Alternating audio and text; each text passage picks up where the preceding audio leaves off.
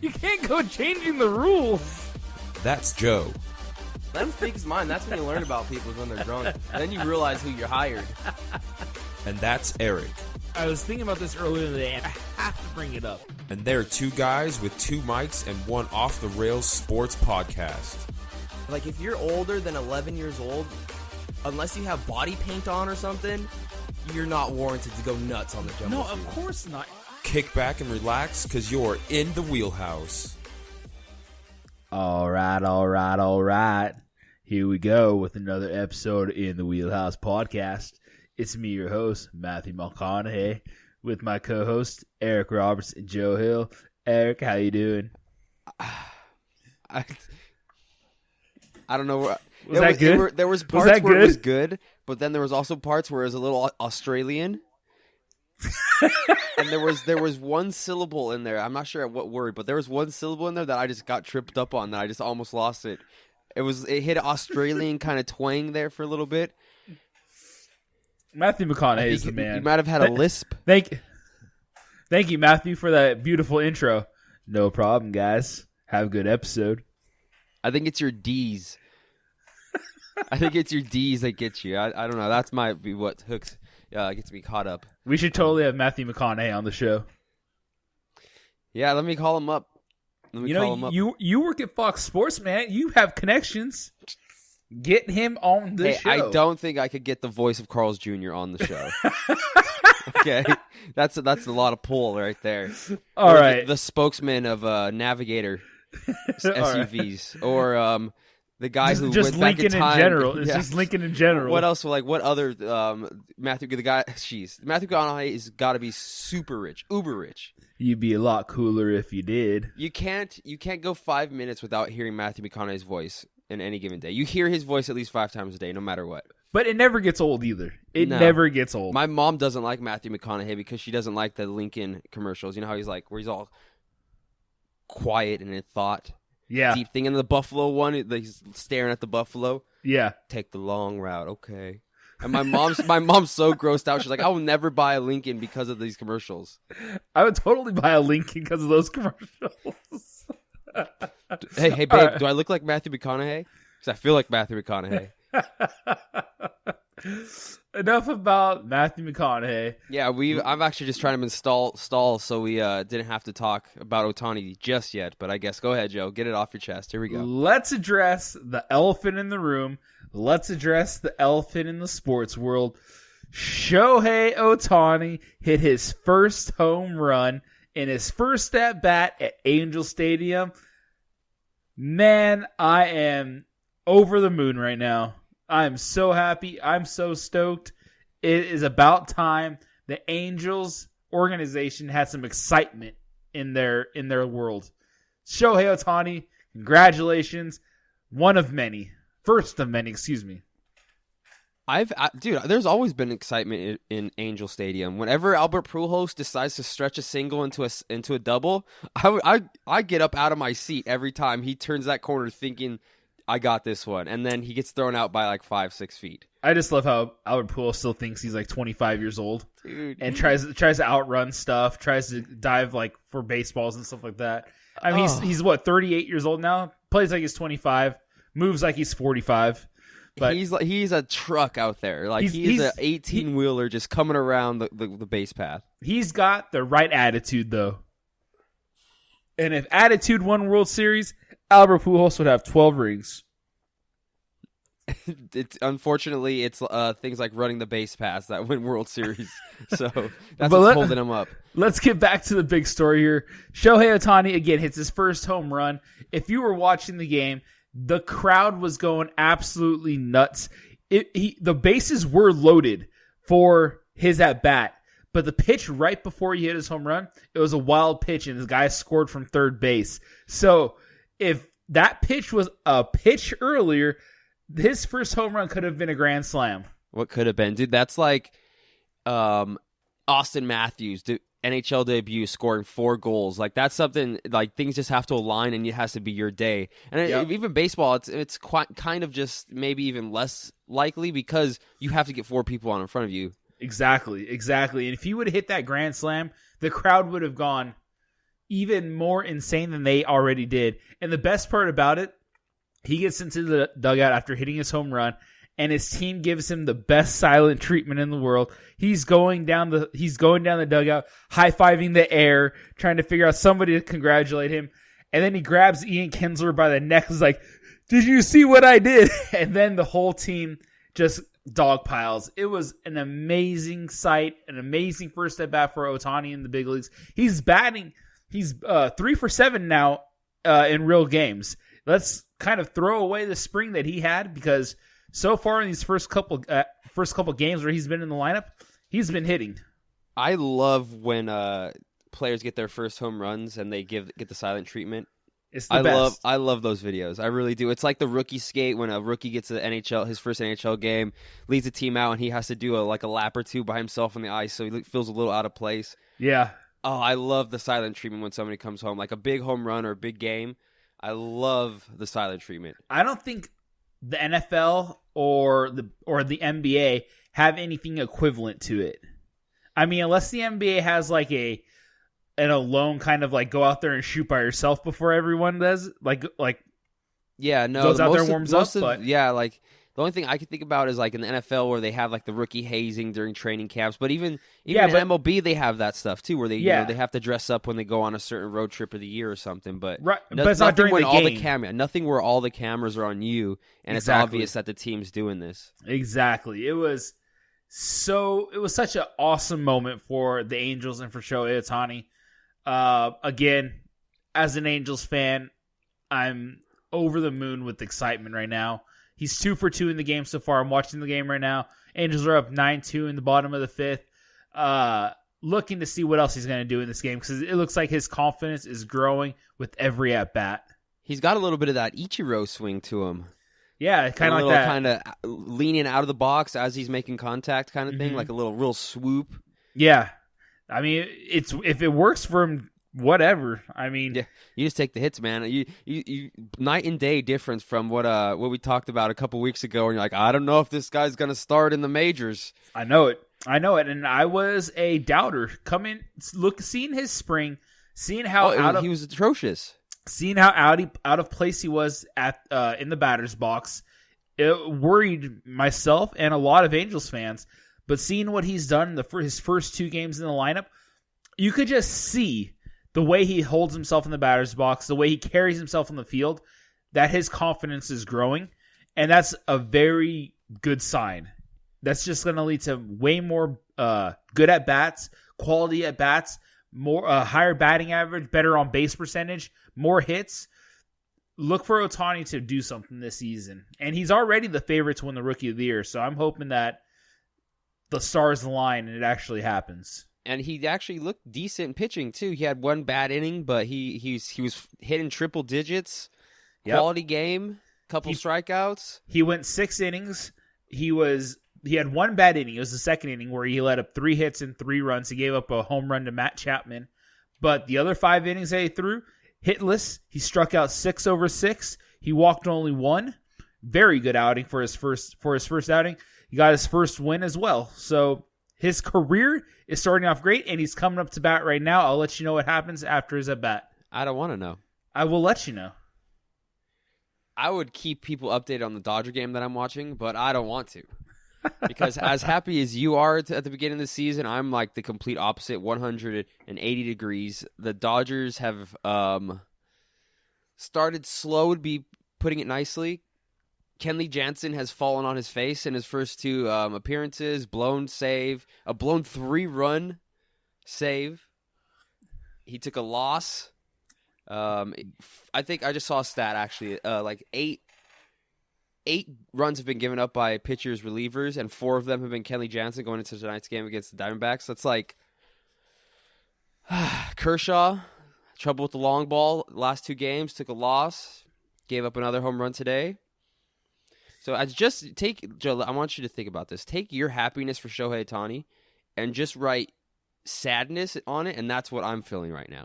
Well, you definitely don't see Kenley Jansen giving up those kinds of runs, especially in that quantity, because What has he had over these last 3 years? Like a 1 point something ERA? I think Like I something saw ridiculous. a stat come by that that was his first loss when he gave up the solo shot and the Dodgers lost 1-0. That was his first loss at Dodger Stadium in since 2015, over 3 years.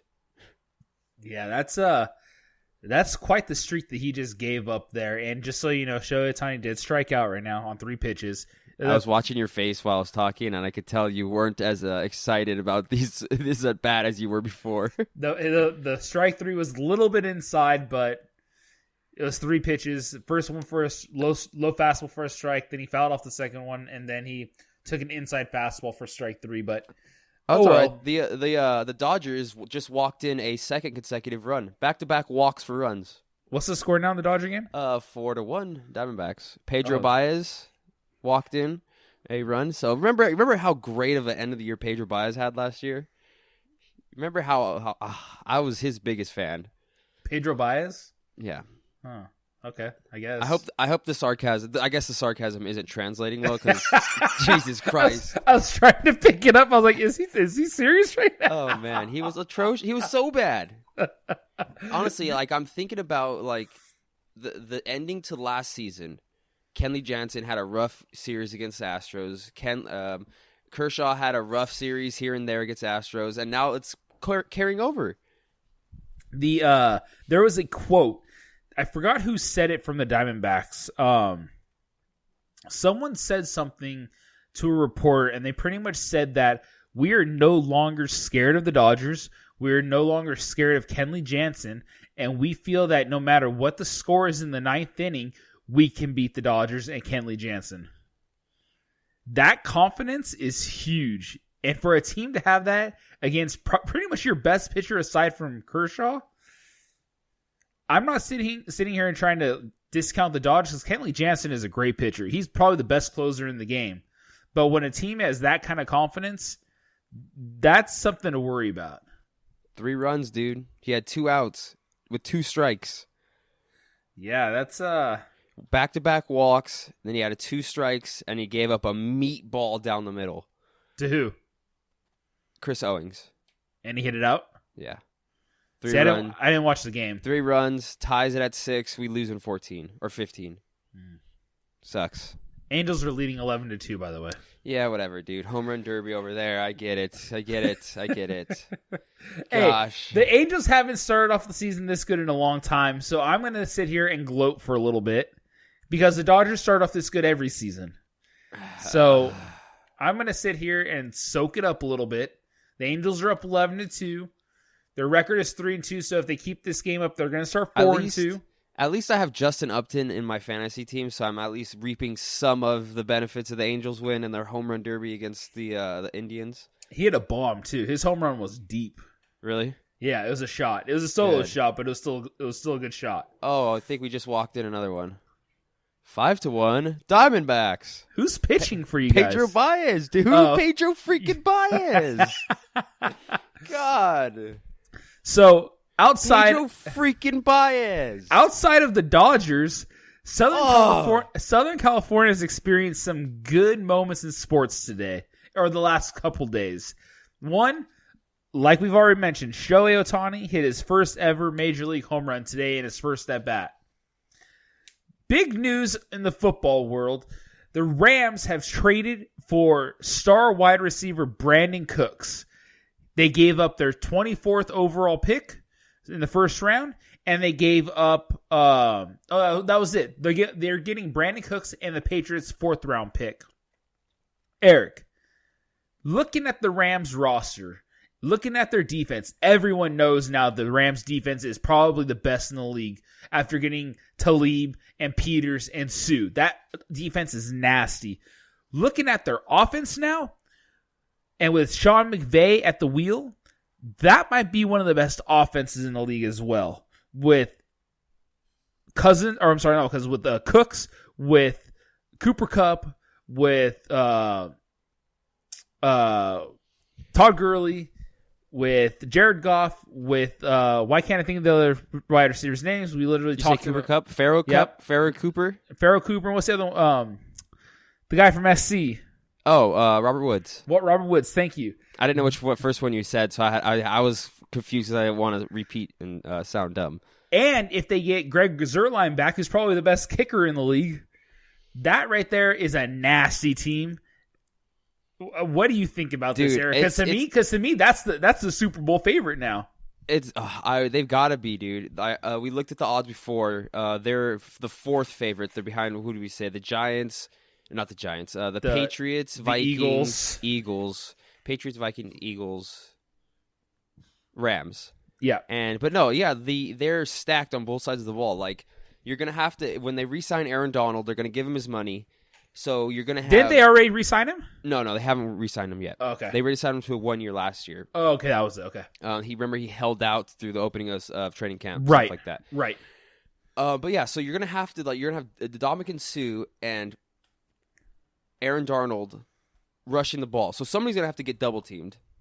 So you're going to double-team Aaron Donald and let Suh go one-on-one against somebody, or you're going to double-team Ndamukong Suh and let Aaron Donald go one-on-one on somebody. So you're screwed either way.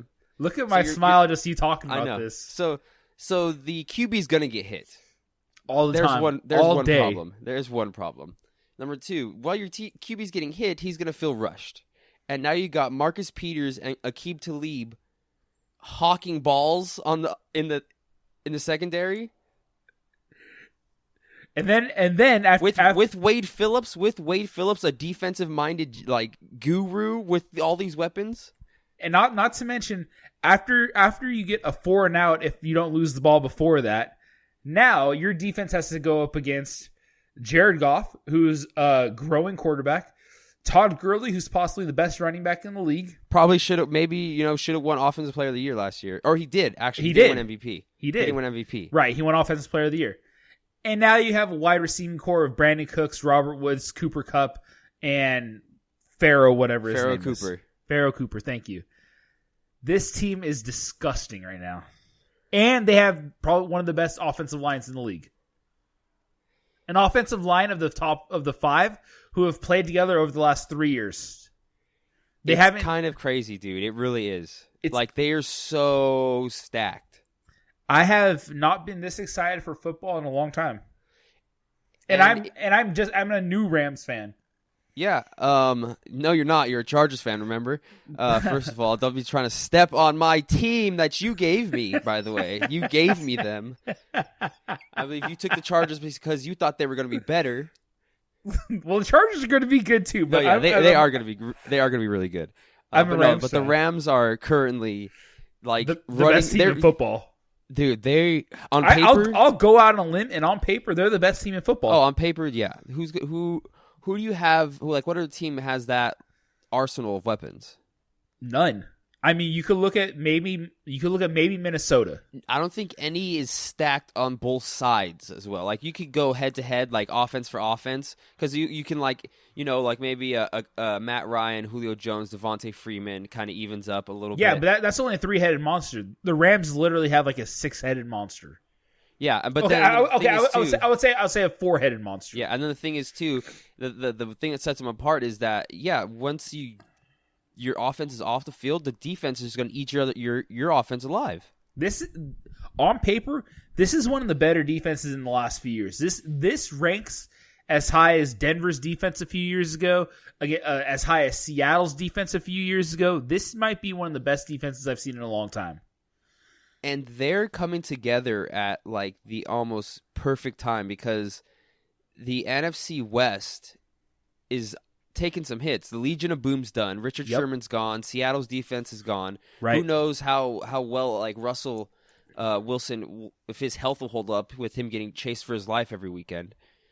The Cardinals just lost Tyrann Mathieu. Mm-hmm. The only competition really in that league, as far as on paper goes, is kind of San Francisco. Yeah, Jimmy G up and coming. They picked up, well, I guess, never mind. They picked up Richard Sherman, so he's not completely out of the league for the Rams. But I think Seattle's going to take a major step backwards. I agree. 100% agree with you. 100% agree. And not to mention, this is like you're saying, the perfect time for a couple other reasons. One, everyone on the Rams right now that is a force to be reckoned with, besides probably Sue, is in their prime. In their prime or coming to their prime. Like Jared Goff is before his prime. Cooper Kupp's before his prime.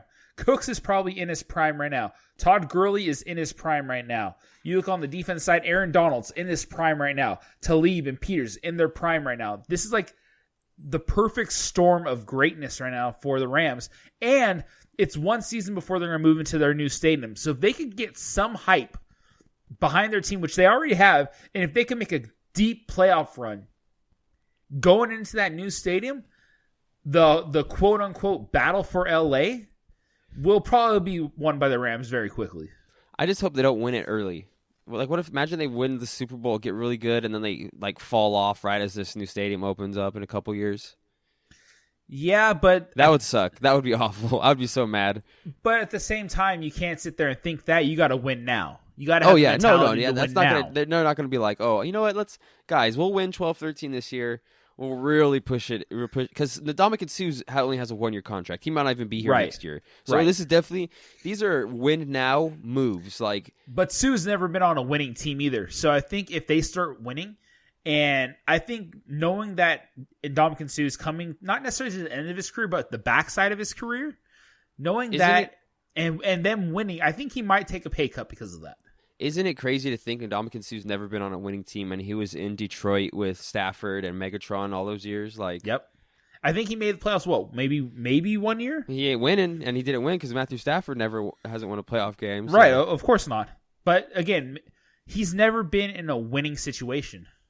Never. How good he is. I mean, I know he's gone through some controversy. Oh yeah, on the field. Let's not hide it. He's an ass. He's crazy. He's a dirty player probably, but when he's your dirty player, it's a little different. It's a little different. Of course, I love Sean Avery when he was on the Kings. I hated him when he was on the Rangers. Yeah, I hated him honestly whenever he didn't have a jersey on most of the time.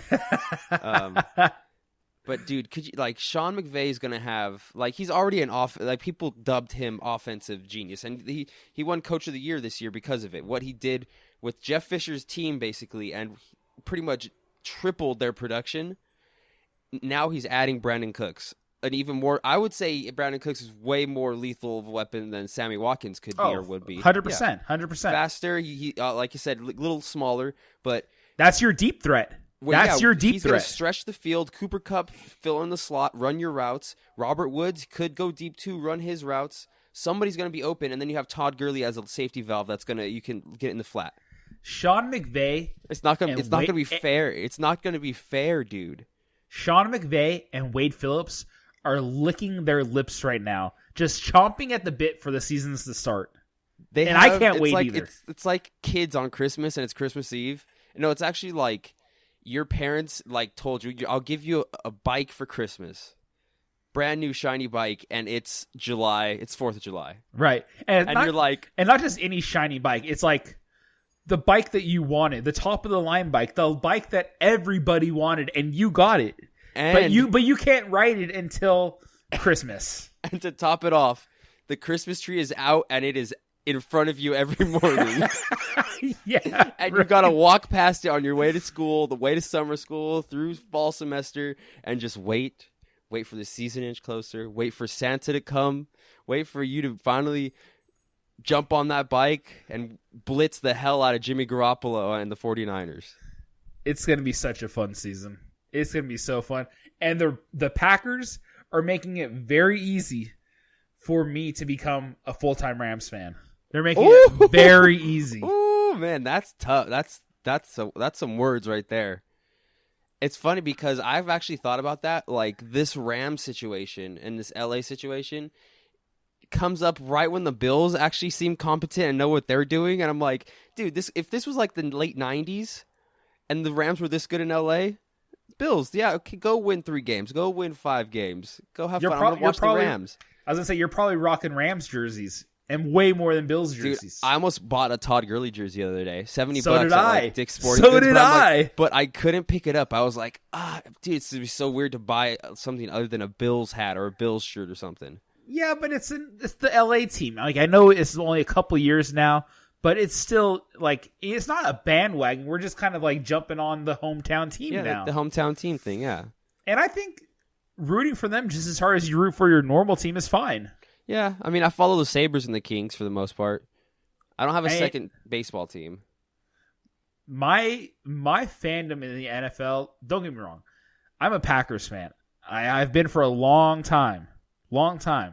But this past season, I found myself rooting for the Rams just as hard as I was rooting for the Packers. Yeah, it's in LA. It's a home. It's a soil thing, you know? Chargers as well. And it's hard for me to, like, not root for either one of those teams. I kind of can't root for the Chargers. I've bad-mouthed the Chargers for way too long. It's like when the Lakers. You hate Phillip Rivers, I know. I grew up, like, bad-mouthing the Lakers just because I wasn't into basketball and I wanted to be that kid. So now when I was actually like, okay, I'll pick a team, I ended up picking the Pelicans because I liked Anthony Davis. Wasn't a bandwagon move. I would have picked the Lakers, but I've trashed them so much in my life. If I were to go back and be like, oh, I'm a Lakers fan now, so many people would be like, yo, dude. Same thing with Phillip Rivers and the Chargers. If I were to start like posting, dude, Chargers, Phillip Rivers, yeah, LaDainian Tomlinson, LT, great. So many people would be like, what are you talking about? What the F are you talking about, dude? You posted a Phillip Rivers tantrum gif like 2 weeks ago. What was I gonna say right now? I totally thought of something and I was gonna say it, but I forgot now. What were we talking about? The Chargers, LA fandom, Chargers. Root for them just as much as the Packers. Oh, Anthony Davis. You're talking about Anthony Davis. Did you see that joke? Did you see he shaved it? No, it was fake. Dude, it was April Fool's joke. Oh, was it? Yeah, it was April Fool's. The next day he posted it. I'm like, yeah, dude. Everybody was freaking out. I was like, I'll believe it if it's still shaved on April 2nd. Man, I saw the video and I was like, no way. Yeah, me too. But then, like, if the video kind of cuts out when he's supposed to apparently have shaved it. Yeah, he dropped his phone or something like that. AD, I see through the BS, man. If he would have shaved it, that would have been the stupidest marketing move he could have done, dude. I agree. I definitely agree. But getting back to LA teams, not only did the Rams have a great day today, not only are the Angels having a great day today, but the Kings had a great day yesterday. A much-needed win against a playoff contender. They're now only 1 point away from clinching a playoff spot. They had a great win. They won 3-1. The Kings look like they're firing on all cylinders right now. And in just the right time for a playoff push. They are down a couple of defensemen, and Forbert got hurt. Muzzin's a little banged up. Iafalo's a little banged up. But this team seems to be clicking at the right time. Do you see the same thing? Getting Jeff Carter back was amazing. I love it. And he's not even at 100% either. He's not even at 100%. And then the thing is, because we were in a little bit of a tailspin there just before the trade deadline, and we got Jeff Carter back right then and there. It was like we had a built-in trade deadline acquisition because he's been firing. He's been producing at such a high clip since he returned. He's scored a hat trick. He's had multiple goal games. He's already surpassed the 10-goal mark. He's been back for maybe 20 or so games. Having him back, there's just a different kind of threat and different speed to the Kings, and that's exactly what they need going into the playoffs. And all that time missed, fresh legs going into the most critical time of the year. Yeah, you nailed it on the head. Like, the Kings were missing Jeff Carter because that offensive presence, besides Kopitar, wasn't on any other line. And having Jeff Carter on the second line, an offensive powerhouse that can score at any time, like an Anze Kopitar, makes the opponent's second line that much more vulnerable. Jeff Carter, and I've said it a few times to you, was by far the biggest acquisition a team can make at the trade deadline. And, oh yeah, definitely. And just coming back from the IR. Is it IR? What is it in hockey? Is it IR? IR, injury reserve, yeah. Okay, so that was by far the biggest move the Kings would make is activating him. And he's had the most goals in the NHL since his time back, which is insane. Yeah, he seems to be scoring on a daily basis. Yeah, it's great to see him. It really is. I want to write him a thank you card. And another player that's playing great. I know you hate him. I love him. Dustin Brown. He's playing good, dude. No, I love this Dustin Brown. What is he? I He's hated what, the bad 20, one. 25 goals this Dude, season. he's setting career highs in everything this year. Same thing with That- Ante Kopitar. They're both having career years after some of their most unproductive years. Yeah, Like it's no coincidence that they're having up years, setting career marks, and the Kings are back in the playoff hunt after missing it last year.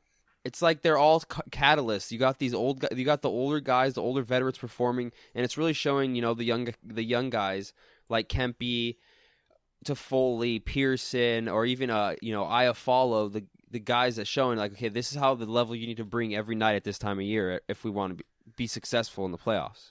Yeah, and I 100% agree with you. The veteran presence mixed with the young talent is a great combination right now that the Kings have. And another good thing is that the Kings right now, over the last few games, have been playing teams that are in playoff contention as well. So a lot of these games that they are winning, that they're getting points they're stealing points away from their competition. Like, right, for instance, this last game was against Colorado. That almost knocks Colorado out. They're still in a playoff spot, but it makes their playoff berth a lot harder than if they were to get any points from the Kings right now. Yeah, those 4-point swing games are huge. Right. And going into playoffs, right now I looked at the schedule too, or the standings right now too. The Kings are only 2 points back from San Jose. If San Jose fumbles over these next couple of games and Kings can somehow win out, they'll steal that second position spot from the Sharks, and they can have home ice advantage for the first round of playoffs. Yeah, dude, it's like pick your poison at this point. Do you want to go in as a 3 seed and play the Sharks, or do you want to go in a wild card spot and grab the Nashville Predators or this Vegas Knights? Probably play Vegas Knights. Like, I think Nashville's just about to wrap up the number seed. 1 spot. Yeah, dude, like that's. Vegas has kind of faltered over these last couple weeks. Yeah, but I still do. There's gonna be a lot of emotion in that building. That's gonna be a wild place to play. There's a lot of speed on that ice too in Vegas. Gosh, William Karlsson, dude, like 8 goals last season in 61 games, 42 this year. That's insane. Absolutely crazy. And it rubs a little bit of salt in the wounds of the Ducks, as he was traded to the Ducks last season too, I believe. So the Ducks let him go, and then Columbus let him go, and now he's crushing it for the Knights. Yeah. Who would have ever expected the Knights to do this well? I love it, dude. Honestly, if the Kings don't win, I think we've talked about this before. If the Kings don't win it, I'm down to witness history and watch the Knights just tear it up. Oh, yeah, I have no problem rooting for the Knights. And I told you right after the expansion draft, I literally texted you and your brother and said, I think my brother as well, this Vegas team is going to be good. I told you guys. And look what's going on. Number 1 spot in the Pacific. And it's because they're not a bunch of like busters that barely making an NHL team. Like these were all guys on the NHL rosters before this. And they have a veteran goalie who has playoff experience, who's won Stanley Cups. He's won Stanley Cups. He's been the guy to anchor multiple teams to a Stanley Cup victory. What if? And man, I hope it doesn't happen. But if the Kings get blown out in the first round, if they make it, and the Knights make it to the Stanley Cup, what if the Knights end up playing the Pittsburgh Penguins? Dude, that would be a storyline and a half. You wouldn't Mainly because you wouldn't be able to script that any better. You got Fleury against his old team. You got the Penguins going for a 3rd straight Stanley Cup win. You got the Knights going for their first cup ever, and in their first year ever. 1 for 1. There'll be a lot of like black and gold and weird yellows and lots of weird colors on the ice right there. Yeah, I like the Knights jerseys though. I like them a lot. Yeah, they're the all white, the white on white gloves when they have when they're wearing the white jerseys. That's such a power move, dude. so clean, clean, like wearing big marshmallows. Yeah.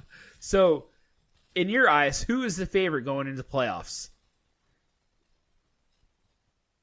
I don't know, man. I hate trying to peg favorites, and because once it's the playoffs, we have a podcast. This is what we do. I know, and I'm thinking I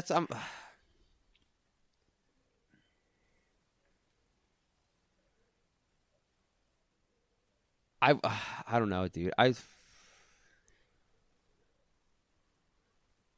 I would say Nashville.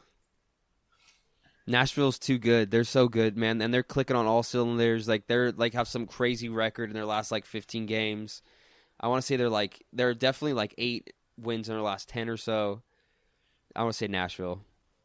Yeah, they're a solid squad. PK Subban has some swag. Yeah, he does. Probably the most in the whole league. Oh, he's a guy. He's a personality, man. Yeah, they are firing on all cylinders.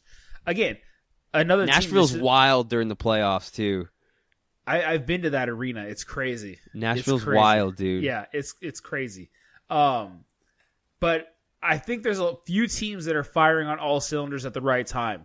Nashville's one of them.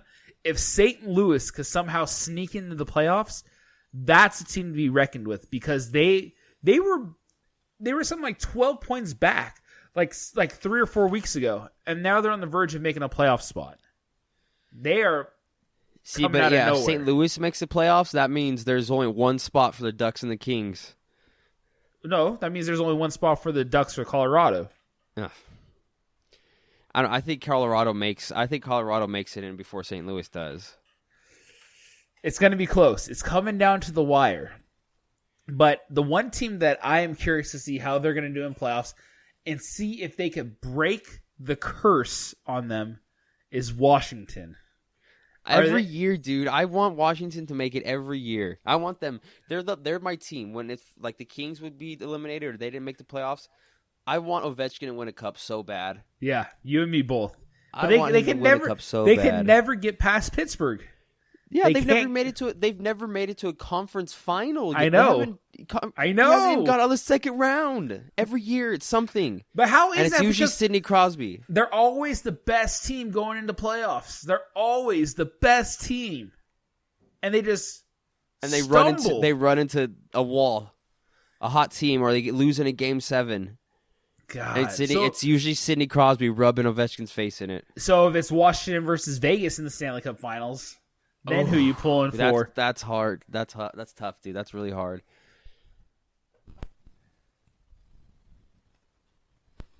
No, I gotta go Golden Knights.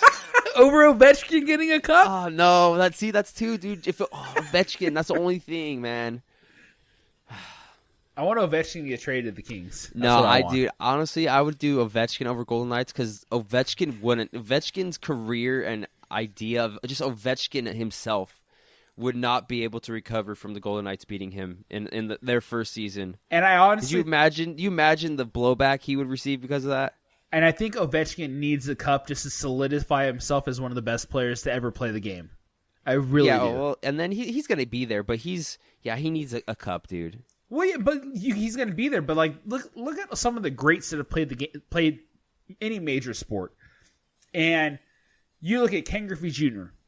Never won a World Series title. He's one of the greats, but imagine if he won a World Series title. You know, Look at, for instance, Charles Barkley. Charles Barkley, yeah, never won. One of the best to play. One of the best ever. Never won it. Jeremy Roenick. Never won a Stanley Cup. Jeremy Roenick. Yeah, but I want to put him up there. One of the greatest Americans ever. One of the greatest Americans, ever. For sure. Yeah. Americans, for sure. Never won a Stanley Cup. Yeah, for sure. I love how he gets a little teary eyed every year when they're talking about Stanley Cup. He's like, "Oh man, I never got to do that. I never got to do that." With whatever brain cells he has remaining. He had a full on breakdown when Chicago won it the first time when they won it. Was it 3-5 or something like that? The first time, it was either the first or second time. He had like a legit breakdown. He started crying. He's like, man, because he played for Chicago. Yeah, like I never got to do that for Chicago, and just started He played for the Kings for a period of time, didn't he? Yeah, he played for them for a little bit. Yeah. Every now and then you'll see the video of him line dancing on the ice. I think it was at like a Frozen Fury game. Yeah, he had the cowboy hat on. It's going to be. We talked about this last week. It's going to be a wild playoff run in the NHL period. And even hold on. Sorry, hold on. I just made this connection. Jeremy Roenick is the NHL hockey's Charles Barkley. I would say Charles Barkley is a little bit more goofy than Jeremy Roenick. But think about who they are in their TV analysis and their TV productions, and just the kind of guy they try to be. Charles Barkley and Jeremy Roenick, they're each other. Go ahead, continue. That's pretty similar to a comparison. I don't even remember what I was talking about. The playoff race. It's tight. It's gonna be tight. Oh yeah, and Very even tight. over like these last 4 or 5 games that the Kings have played, it's felt like a playoff game already. Oh, that Ducks game was insane. That Colorado game just yesterday was insane. Absolutely crazy. Or on Sunday, excuse me. Was it Sunday or was it yesterday? It was yesterday. The Colorado game was yesterday. Yeah, yesterday. That felt like a playoff game. NHL play. Oh, it's coming, dude. It's coming like a freight train, and it's going to hit us hard. Can't wait. Because we're going to jump right into a series against the Ducks or the Sharks, or a powerhouse in the Knights or the Predators.